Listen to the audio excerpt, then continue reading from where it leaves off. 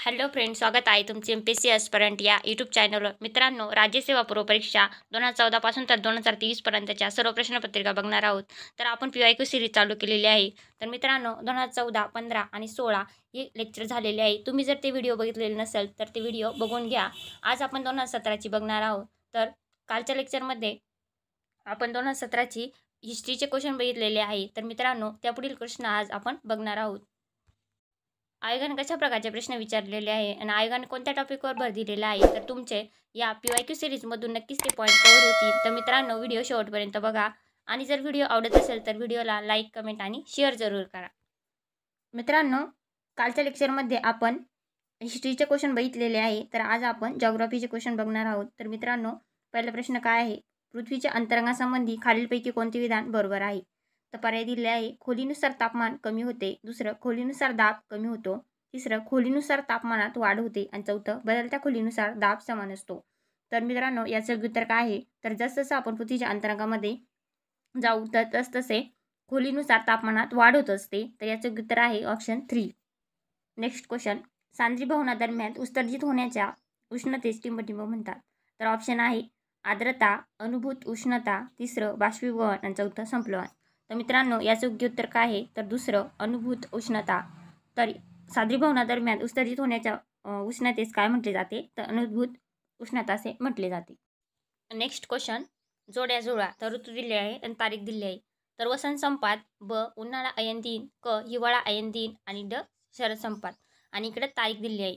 तर वसंत संपात कधी असतो? तर तो मार्च 21ला आणि उन्हाळा अयन दिन 21 जूनला, हिवाळा अयन दिन डिसेंबर 22ला आणि शरद संपात कधी असतो? तो सप्टेंबर 23ला. तर मित्रांनो, तुम्हाला यातलं एक जरी ऋतू माहीत असला तरी पण तुम्ही याचं उत्तर काढू शकता. आपल्याला माहिती आहे की उन्हाळा अयन दिन हा 21 जूनला असतो. 21 जूनला काय असतं? तर सर्वात मोठा दिवस असतो आणि सर्वात लहान रात्र असते. आणि हिवाळा अयन दिन कधी असतो? तर तो 22 डिसेंबरला असतो. कारण 22 डिसेंबरला सर्वात मोठी रात्र असते आणि सर्वात छोटा दिवस असतो. तर मित्रांनो, याचं योग्य उत्तर काय आहे? तर ऑप्शन फर्स्ट आहे. नेक्स्ट क्वेश्चन, खालील 4 स्थानिक वारे व नकाशातील 1, 2, 3, 4 आकड्यांनी दर्शविलेल्या वाऱ्यांच्या जोड्या लावा. तर काय दिले? सिरक्को, ब खामसीन, क हार्मिटन आणि ड बर्ग. तर याचं योग्य उत्तर काय आहे मित्रांनो? तर ऑप्शन फर्स्ट. तर 1 नंबरला सिरक्को आहे, 2 नंबरला खामसीन आहे, 3 नंबरला हार्मिटन आणि 4 नंबरला बर्ग आहे. तर याचं उत्तर आहे ऑप्शन फर्स्ट. नेक्स्ट क्वेश्चन, ज्या ठिकाणी भूकंपाची निर्मिती होते त्या ठिकाणास काय म्हणतात? तर ऑप्शन आहे भ्रमणमूलक बिंदू, दुसरं भूकंपनाभी, तिसरं पातालिक बिंदू, चौथं भूकंपाचे बाल्य केंद्र. तर याचे उत्तर काय आहे मित्रांनो? तर ज्या ठिकाणी भूकंप होत असतो तर त्या ठिकाणी भूकंपाची निर्मिती होते त्या ठिकाणाला काय म्हटले जातं? तर तिथे भूकंपनाभी असे म्हटले जाते त्या ठिकाणाला. तर ऑप्शन सेकंड याचं योग्य उत्तर आहे. नेक्स्ट क्वेश्चन, बोरा वारे टिंबटिंब प्रदेशात वाहतात. तर ऑप्शन आहे सायबेरिया, सहारा वाळवंट, ॲड्रियाटिक समुद्र आणि चौथं अंटार्क्टिक समुद्र. तर याचं उत्तर काय आहे मित्रांनो? तर बोरा वारे हे कोणत्या प्रदेशात वाहतात? तर ते ॲड्रियाटिक समुद्र या प्रदेशामध्ये वाहतात. तर ऑप्शन 3 याचं योग्य उत्तर आहे. नेक्स्ट क्वेश्चन, वाफेचे रूपांतर बर्फात होण्याच्या क्रियेस टिंबटिंब म्हणतात. तर ऑप्शन आहे संप्लवन, अभिसरण, बाष्पीभवन आणि बाष्पशोषण. तर याचं उत्तर काय आहे मित्रांनो? तर वाफेचे रूपांतर बर्फात होण्याच्या क्रियेस काय म्हटले जाते? तर त्याला संप्लवन असे म्हटले जाते. तर ऑप्शन फर्स्ट याचं योग्य उत्तर आहे. नेक्स्ट क्वेश्चन, जोड्या लावा. नद्या दिल्या आहे, उगम दिलेला आहे. तर नद्या कोणकोणत्या आहे? पेनगंगा, कृष्णा, तुंगभद्रा आणि कावेरी. आणि कोणकोटी होतो? गोमंतक शिखर, बुधनारांग, ब्रह्मगिरी आणि महाबळेश्वर. मित्रांनो, तुम्हाला एका जरी नदीचा उगम कुठे होतो हे माहीत असलं तरी तुम्ही याचे योग्य उत्तरापर्यंत नक्कीच पोहोचू शकता. तर आपल्याला माहिती आहे की पेनगंगा नदीचा उगम कुठे होतं? तर तो बुधनारांगमध्ये होतो. आणि कृष्णा नदीचा उगम महाबळेश्वरला होतो. तुंगभद्राचा गोमंतक शिखर आणि कावेरीचा ब्रह्मगिरीला होतो. तर याचं उत्तर काय आहे? Option second. नेक्स्ट क्वेश्चन, जोड्या लावा. खाडी आणि स्थळ दिले आहे.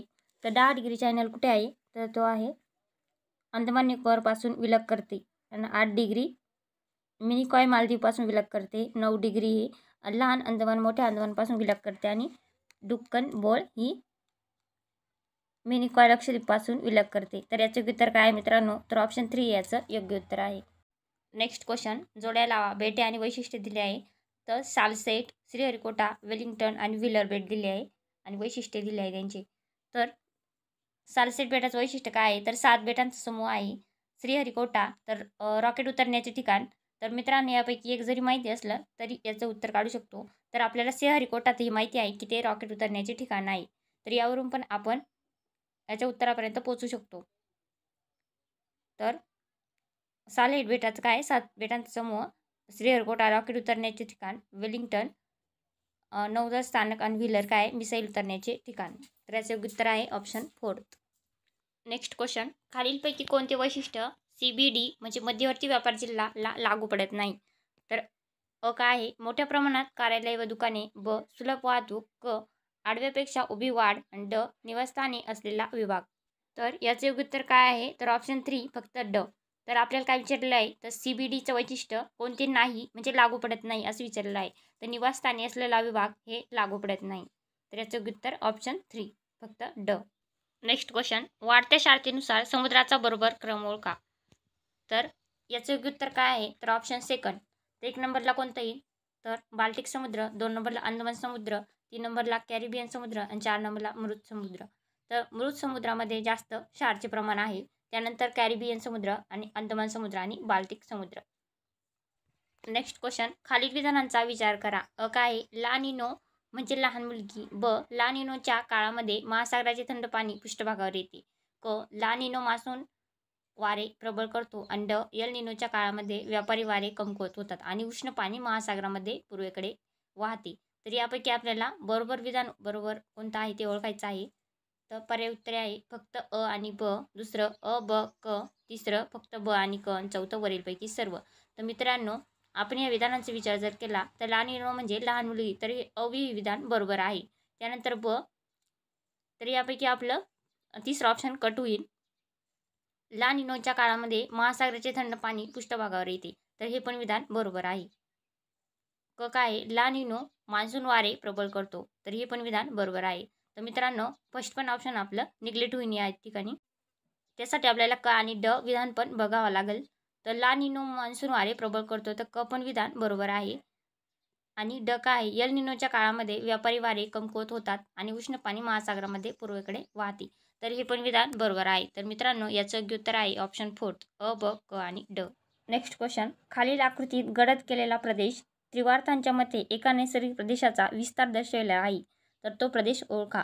तर ऑप्शन आहे पहिलं मध्यम शुष्क, दुसरं उपउष्णकटिबंधीय दमट, तिसरं उष्णकटिबंधीय सॅव्हाना कोरडी हिवाळी, चौथं आहे उष्णकटिबंधीय दमट.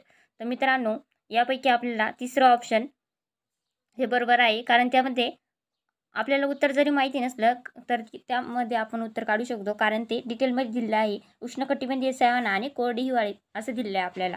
तर आपल्याला उत्तर माहीत नसलं तरी आपण गेस करून याचं उत्तर काढू शकतो. तर याचं उत्तर आहे ऑप्शन 3.